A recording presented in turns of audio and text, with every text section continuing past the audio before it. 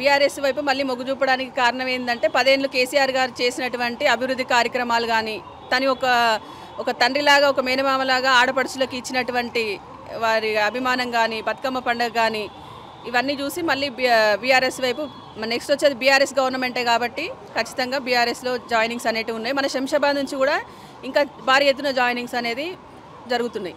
అంటే ప్రభుత్వం ఏర్పడి దాదాపు 2 సంవత్సరాలకు వస్తుంది. మరి చెప్పిన 6 గ్యారంటీలు మళ్ళీ చేయట్లేదా? విఫలమైనట్ట సఫలమైనట్ట? మీరు చూస్తూనే ఉన్నారు. ఎక్కడ ఇప్పుడు ఫ్రీ బస్ ఒక్కటి పెట్టిండ్రు, అది కూడా ఫెయిల్ అయిపోయింది. ఇంకా మిగతా గ్యారెంటీలు ఏవి తను చేయట్లేదు. రైతు బంధు కానీ ఇప్పుడు మెయిన్ దేశానికి వెన్నుముక రైతులు అంటారు, వాళ్ళనే ఇబ్బంది పెడుతున్నారు. యూరియా కష్టాలు చూస్తే మన చెప్పుల లైన్లో పెడుతున్నారు అని చెప్తున్నారు వాళ్ళ ప్రభుత్వం, కానీ అనుకున్నంతగా లేదు అట్లా.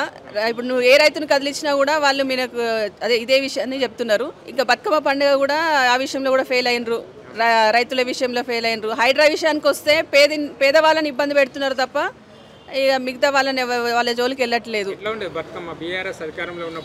బీఆర్ఎస్ అధికారంలో ఉన్నప్పుడు అదే బీఆర్ఎస్ అధికారంలో ఉన్నప్పుడు ఆడపడుచులకి తన ఒక మేనమామలాగా ఓ తండ్రిలాగా ఆదరించి పుట్టింటికి ఆడపడుచు వస్తే ఎంత ప్రేమగా చూసుకుంటామో ఆ రకంగా ఆడబిడ్డలకి బతుకమ్మ చీరలని పంపిణీ చేస్తుండే. ఇప్పుడు ఈ గవర్నమెంట్ వచ్చిన తర్వాత అదంతా ఏం లేదు. ఇప్పుడు మన తెలంగాణ తల్లిని చూస్తేనే మనకు అర్థమవుతుంది, తెలంగాణ తల్లి చేతి నుంచే బతుకమ్మ తీసేసిండ్రు అంటే మన ఆడపడుచుల్ని అవమానించినట్లుగానే ఉంది. అది అంటే గతంలో బీఆర్ఎస్ నాసి రకమైన చీరలు ఇచ్చింది, మేము దాదాపు 800 విలువ చేసే మంచి క్వాలిటీ చీరలు ఇస్తామని చెప్పి కాంగ్రెస్ పార్టీ చెప్తుంది. ఇంకా చెప్తారు వాళ్ళ బతుకమ్మ సంబరాలు అనేటివి బాగా భారీ ఎత్తున జరుగుతుండే, ఇప్పుడు జరగట్లేదు.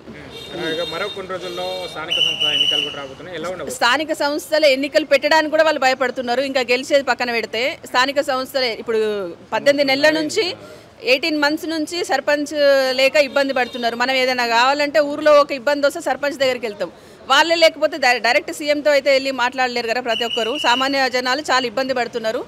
ఫస్ట్ అయితే స్థానిక elections, ZPTC, MPTC, sarpanch elections జరగాలి.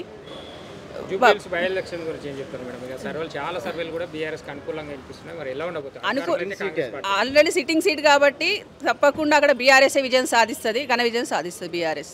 వాళ్ళు చెప్పిన పనులు 6 గ్యారెంటీలు ఏమైతే ఒక బస్సు ఫ్రీ బస్ ఒకటే అది ఒకటి ఇంప్లిమెంట్ అవుతుంది. అందులో కూడా రోజు కొట్లాడుకుంటూనే ఎవరు బస్సులో వీడియోలు చూస్తూనే ఉన్నాము. ప్రస్తుతానికైతే బీఆర్ఎస్కు అధికారం లేకున్నా కానీ అభిమానం అయితే అలాగే ఉంది. తప్పకుండా విజయం నెక్స్ట్ ఈ స్థానిక ఎలక్షన్లో విజయం సాధిస్తామని ధీమాగా ఉన్నాము. యూరియా కష్టాలు, వాటర్ కష్టాలు, కరెంట్ కష్టాలు అన్నీ అట్లనే ఉన్నాయి. ఏమైతే కాలేదు. హైడ్రా ఒకటి పెట్టి పేదవారికి ఇబ్బంది అవుతుంది, పెద్దవాళ్ళ దగ్గరకు వెళ్తలేరు. అదొక సమస్య తీవ్రంగా ఉంది. ఇప్పుడు తను 10 ఏళ్ళు చేసినటువంటి అభివృద్ధిని చూసే మళ్ళీ ఇప్పుడు బీజేపీ నుంచి కానీ కాంగ్రెస్ నుంచి కానీ మళ్ళీ బీఆర్ఎస్ వైపు మొగ్గు చూపుతున్నారు.